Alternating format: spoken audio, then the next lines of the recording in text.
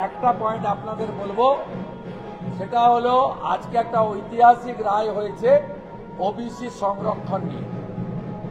৭৬টা মুসলিম জনগোষ্ঠীকে অবৈধভাবে মমতা ব্যানার্জির সরকার হিন্দু ওবিসিদেরকে বঞ্চিত করে রিজার্ভেশন দিতে গেছিল।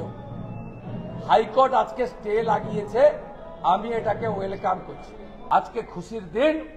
আগামীকাল অ্যাসেম্বলিতে লাঞ্চের সময় বিজেপি বিধায়করা কালকে লাড্ডু বিতরণ করে উৎসব পালন করবে।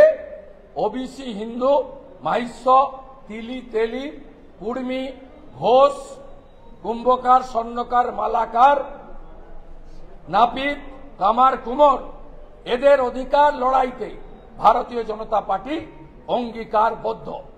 প্রদেশ বিজেপি ওবিসি মোর্চা কাল বেলা 12টা থেকে 5টা সল্টলেকে অবস্থান করছে। সেখানে ডক্টর মজুমদারও যাবেন, আমিও যাব। কালকে আমরা বলবো। আর আমার কথা শেষ।